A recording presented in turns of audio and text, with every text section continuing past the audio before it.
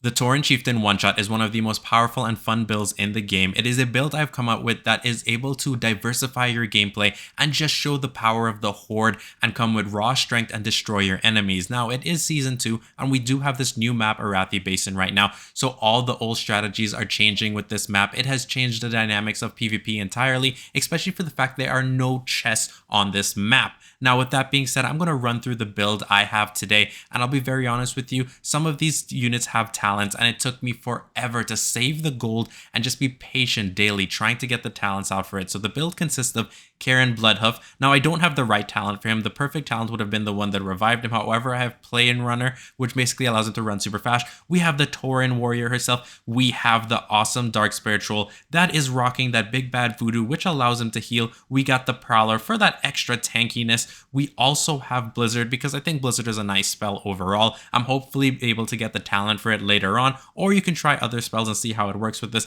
Now, this right here is extremely important, and that is Whelp Eggs. And the talent you're going to use is Flame Burst, damaging nearby enemies when hatchlings hatch. And then you have the awesome Dark Iron Miner, which the talent I'm going to be using for him is Gold Mine, allowing him to mine, and whenever he gets a gold, he drops a bomb on the ground. Now, overall, the Dark Iron Miner is extremely important for this map since there's so many resource nodes, so having this talent makes you OP.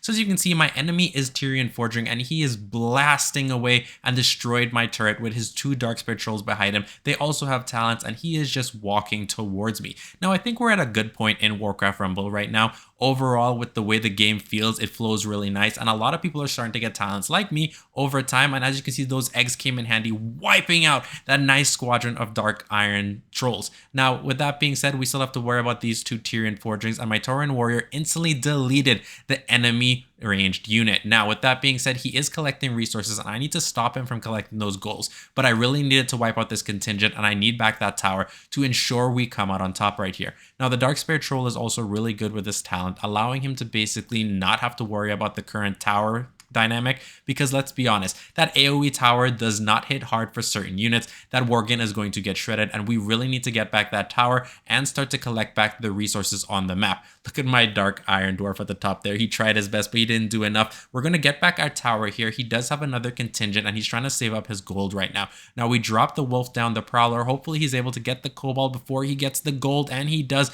That turned out perfectly for me. We also have that nice mining node there. Now, we're dropping down these Whelp Eggs. So in case my Prowler fails, these Whelp Eggs should be more than enough to destroy. Let's see, come on. He used his safe pilot, and it does not do enough damage, and I actually come out on top there. And now my contingent is walking towards his base. We're dropping our Dark Iron Miner so he can collect those nice, beautiful gold, and our Cobalt does make it to help him out as well. Now, I'm not spending resources just yet, so I'm probably going to send the Cobalt here in a second, and the Prowler is the next person up, so I'll send the Prowler in to join this squadron that's attacking his base. We may be able to win here overall, so I'm not really rushing, and if we don't win here, I'm waiting to see what unit composition he plays and if we need to counter it. But it looks like GG. This is the power of this build. I'm hopefully getting to showcase the real power as the games go on to show you how fast I can win certain games. So we're going up against Grommash Hellscream right here, and I'll be very honest with you, he's not as tough as Cairne. Cairne is destructive, and Cairne is one of my favorite Horde players.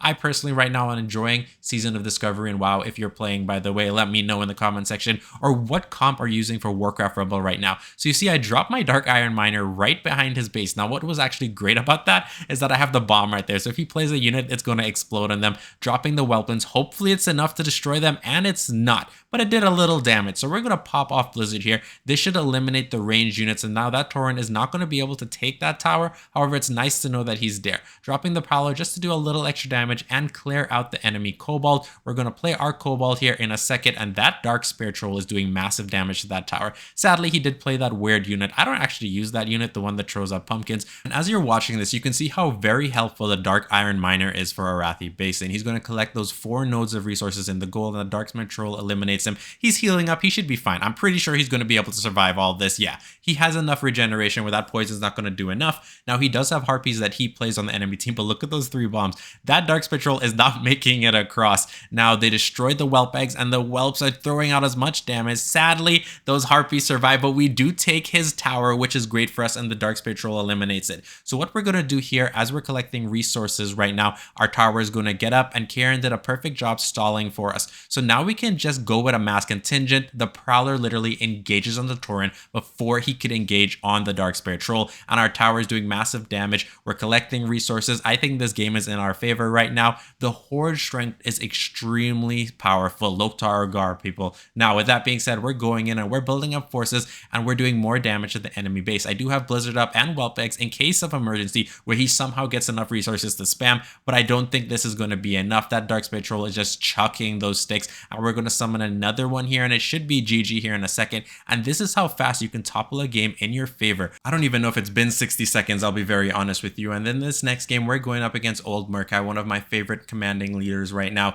And the goal right here is to destroy Murk-Eye as fast as possible. So we're going to drop our Dark Patrol, then drop our miner right behind that base. Not really to get aggro, but to get that and drop a proximity bomb. But he's summoning more raptors, so I'm going to drop my whelp eggs, and they're all exploding. The amount of resources he just lost is really bad for him. He is right now in a massive deficit trying to hold on. So we're going to drop our Tyrion warrior, not only to get rid of the raptor, but mainly to cover our Dark Patrol in case he tries to do anything right there. I do have Blizzard up as well, and he does summon those skeletons. He should be able to charge in and save the Dark Patrol. Yes, he does perfectly, and we may actually get this tower. We're going to drop Blizzard, get rid of Murk-Eye as fast as possible. Sadly, he did summon the Abomination. Now, we got the tower. Our goal right now is to hold onto it. The Tauren warrior should be able to literally get aggro and destroy those Murlocs, no problems. And with the Whelp Eggs, we were able to clear the Abomination, and my Dark Patrol is eliminating them. So we're going to pop to collect as much resources as possible and go in for the kill right here. We're doing much better than we did the last game. The last game was pretty quick in the way we won, but this game's going even faster,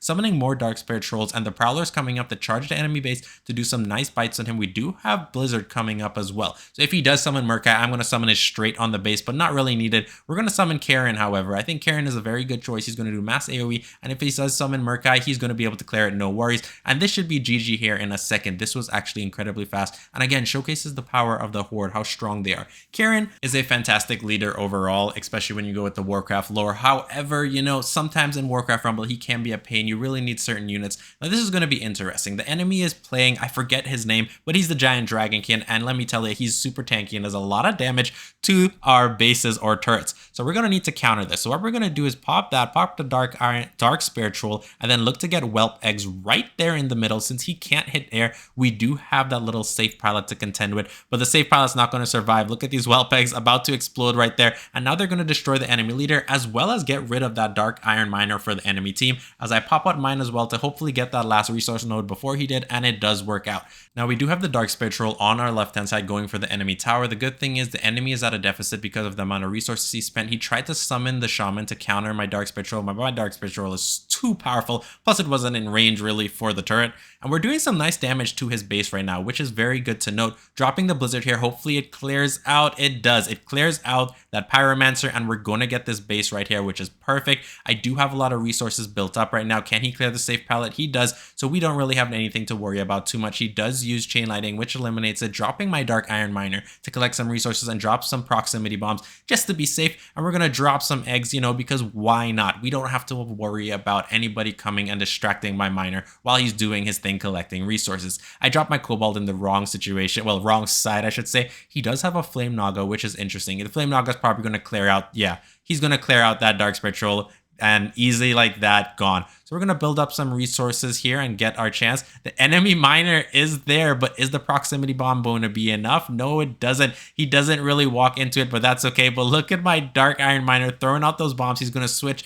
and he's battling out. Which one's going to come out on top? Oh no, he cheated. He used the lightning from the sky, but that's okay. He was not able to do much. Man, my enemy does have that talent for the Dark Chain Lightning, sorry, because he was able to use that twice really fast. But I think this is going to be GG right here. It's not going to be that much of a problem. We can just Blizzard the base. I don't see any reason to really fight back with anything, so we're just going to leave it right here. And this should be GG. It should be right there, enough damage, and it is, giving us the nice sweet GG victory. Now we're going up against Baron Rivendare, which is one of the best decks in the game. It's going to be very interesting. Now I would say Baron Rivendare fell off a little bit on this map, but that's totally okay. So let's see what units he have. Is he going to go with Abomination. Yes, he does. And he also has the Shaman. So that we have to worry about. But I'm going to look to try to take his tower at the same time because he's going to be distracted. He also has a siege weapon. How interesting. I was not expecting that from this guy. If he's going with the build because he wants to take towers early, I'm getting rid of that siege immediately. While my Dark Spirit Troll is doing a fantastic job, he does summon Baron Rivendare, his leader, because he realized if he did not counter that, that was going to be GG. Those Whelplings should be more than enough to take out that Abomination since he can't hit the sky. Dropping the Kobold for some resources into the Prowler, and perfect. I probably dropped the Prowler a little too early, I'll be honest with you. I should have let Baron Rivendare come in just a little more so the tower could have done more damage to him.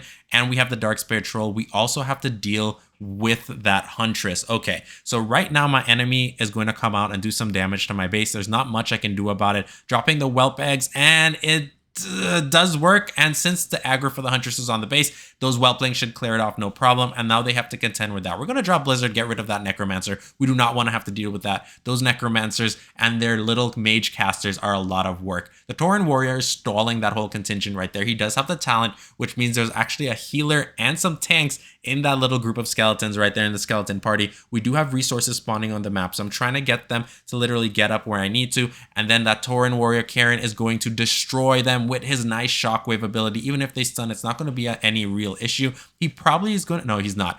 The Abomination got summoned. I was going to say maybe he could have done some damage to the enemy base. Not really, but we're still getting resources and dropping some proximity bombs. So we're going to save Whelp Eggs right here. And the Dark Spirit Troll, we're going to keep summoning him periodically on the left-hand side to deal with these mages that keep coming to my base, as well as maybe once in a while, if we see the opportunity, we can get a chance to take the enemy base. He does have the Huntress right there, which kind of sucks, but Cairne should be more than strong enough to destroy her. No worries. Now, you saw the reason I switched that arrow, because he's really going to switch all his units down there. So what I'm thinking is, since the proximity bombs are there, it's the perfect engagement zone to eliminate him. Perfect. Those Whelplings are doing a fantastic job just dishing on that damage right now. I'm going to drop Blizzard again. Every chance I get to get rid of those Necromancers is going to work in my favor because nobody wants to have to deal with it. And you saw the explosion from those proximity bombs. Perfection right there. I don't even know. I love that talent. And we're finally getting some damage off on the Drunken Pally, which is our enemy's name. And let's see right here. The Dark Spirit Troll again, periodically summoning him. It's a strategy we're going at right now.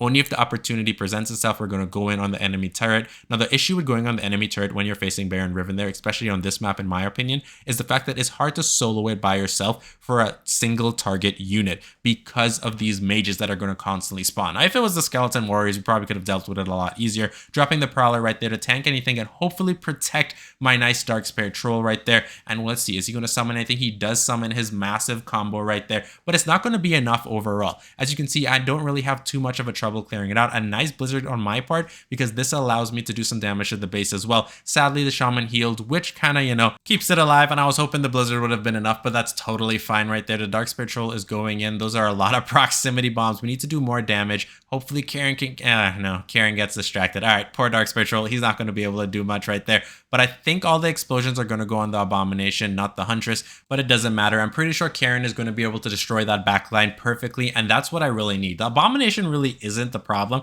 The Abomination just serves as a tanky unit and is able to pull in range, but it's because he's coming with these massive backlines that are going to be doing massive damage that I need to get rid of them. Those Whelp Eggs exploded on that party of skeletons, eliminated them very fast. I know I'm getting hit on the left-hand side. However, I think putting the Dark Spirit Troll on the right-hand side is better for us right there as it did more damage. Thankfully, the Abomination died right there in time. Now we're getting into overtime situation right now. We do have to drop the Tauren Warrior on the left-hand side because of these pesky mages. They keep whittling away my base, and knowing that we're going into overtime, I need to do as much damage to him that I possibly can. The Whelp Eggs are down. Is it going to explode? It does some damage, dropping the Blizzard, caping the Necromancer in range of the Blizzard to eliminate him. Right now, we're coming out on top. We're going down into sweet overtime right here. Are we going to win this? Hopefully we do. GG. The Tauren one-shot survives and shows the power of the Horde.